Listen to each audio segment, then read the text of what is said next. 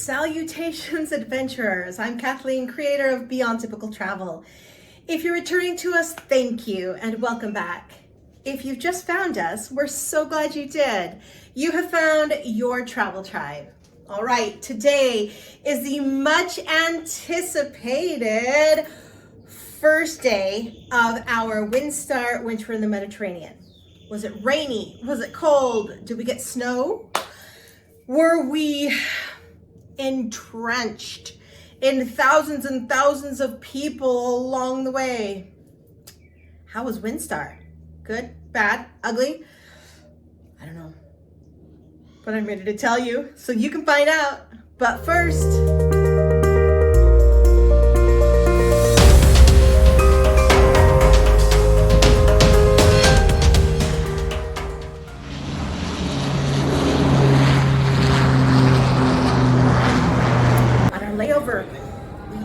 we played on the escalators, we watched the reader board, and we found this really cool art structure. And of course, we played in it. Then we boarded our 9.5-hour flight. We made it. We're in our seats and on our way to Barcelona. We'll see you all real soon. Ta-ta. Bye. Once we made it to Barcelona, we found super easy and expensive transportation into the heart of Barcelona. It is called the Aerobus, or the Blue Bus, as the locals say. We followed the signs through the airport to the bus location, paid for the tickets on the kiosk, which was super easy. It was in so many languages. And then we waited about 5 minutes for the bus. The frequency on the buses, which was listed on the kiosk, made it look like they came every few minutes. We knew this ahead of time, and we knew which stop to get off ahead of time because our travel agent, aka Beyond Typical Travel, had called ahead of time to the hotel and asked them which station to get off at. So we got off at the right place and opened up our mobile app. Google Maps works well in Europe, and that's what we used. We followed our app, which showed us about 2 blocks away to get to our hotel. So that was extremely easy. On our way to the hotel, we scoped out the places near the hotel that we could eat and the interesting shops. I always try to stay away from mainstream shops. I want to get things that I can't get at home, things that are local, artisan made. After we checked into the hotel and we got settled, one thing that's on my bucket list is the Palau de la Musica. We were going to head there, but first we were starving. So we headed out for some local cuisine. Here we are, our first place to eat. And I am going to try croquetas.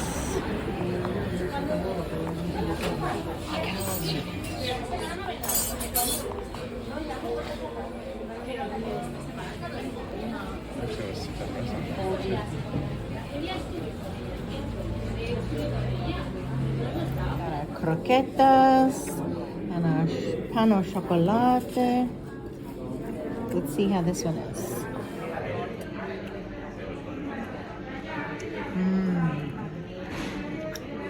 It's like there's a honey coating on the outside and the chocolate on the inside. It's so good. Okay, first bite of croquetas.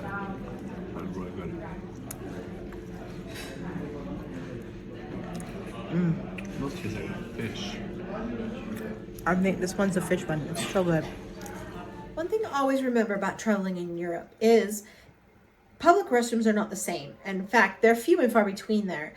So every time you go to the restaurant, every time you get a coffee and a donut, or you go in and you make a purchase somewhere, make sure you use the restroom, even if you think you don't have to.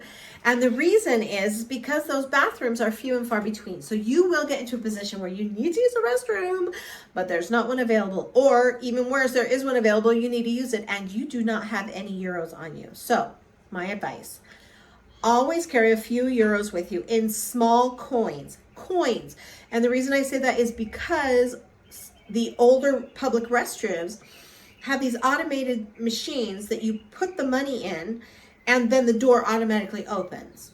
Now, the newer restrooms that you'll find, you can even use a debit card, and sometimes there's a host at the restroom to keep it clean, and they're the ones taking your payments. But in the case that you're in a train station and you're at one of those older automatic ones, you're going to need that €1 or €2 in the coin form.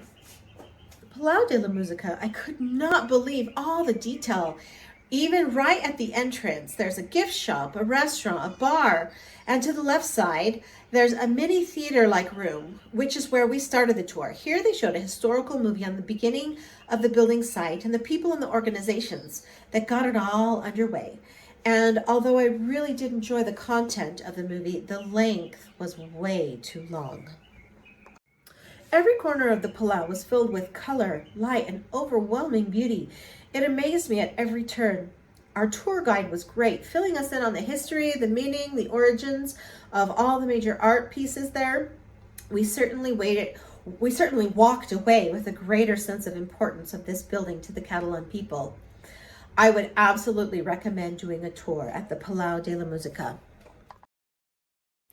As we moved up to the second floor, or as we were told, the chicken coop, where the poor people would go to watch the concerts back in the day, I thought to myself, I think that they had a better view than those who were wealthy, because as you can see from this second floor area, it opens into the colorful extravaganza of the main hall, which you'll see next. It truly was magical. Each minute, the lighting was different, depending on the clouds and the sun and how it reflected through the ceiling and the side wall panels.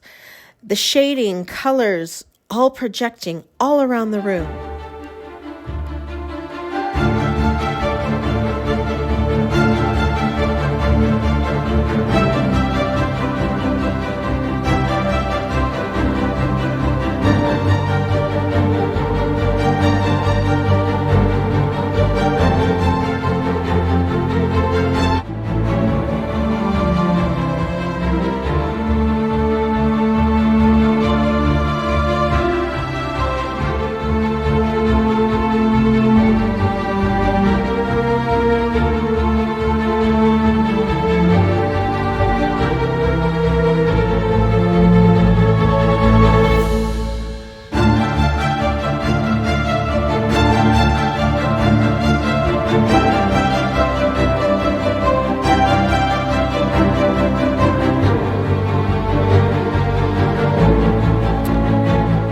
These are the 18 muses. Their bodies are designed within the mosaic, while the faces jut out from the wall into three-dimensional sculptures.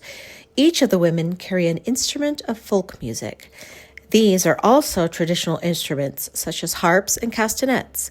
The women are also representatives of the 9 Greek muses of the arts.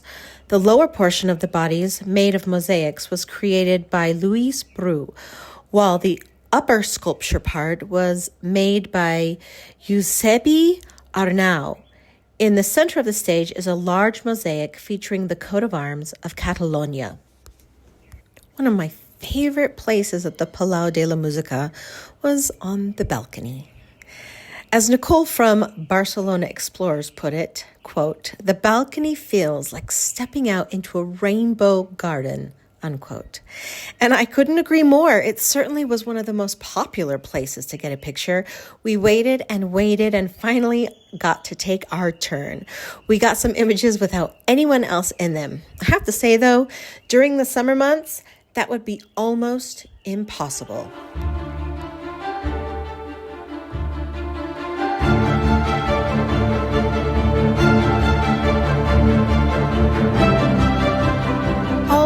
Things must come to an end, or so they say, but not really to an end, just on to the next adventure.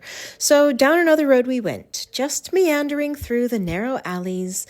We gawked at the beauty around us, along the way noting the public fountains, and although I knew these were still in use today, it was still a bit odd to see it in action. So like they say, when in Rome... Not very ladylike, I know, but it was fun. We did it a few times on this trip, and as the time went on, we actually got better. During our wanderings, we happened upon one of the things I actually wanted to see, the Arc de Triomphe. No, not that one. We're still in Barcelona. This one was built by architect Josef Villaseca y Casanovas and was the main access gate for the 1888 Barcelona World Fair. The arch leads to the Ciutadella Park. It was time for dinner. Our tummies were rumbling and our feet were tired. We had no plans, but found a quaint place filled with locals just a few blocks from the hotel. We were delighted by some of the local foods, such as paam tamoquet, which is the bread with the tomato sauce.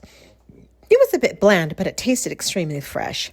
Fried potatoes with what else? Famous aioli, calamari, and filet and mashed potatoes. Now, I don't eat a lot of red meat, but I will tell you, these thin-cut fillets were so tasty, we thought about ordering a second plate. What a way to end our first day in Barcelona. Well, that's it this time. That's the end of our day one of winter in the Mediterranean with Windstar Legend. Day 2 is going to be coming out real soon. Please take a moment to like and subscribe. It really does help us. Ta-ta for now. Wishing you safe travels and great adventures ahead.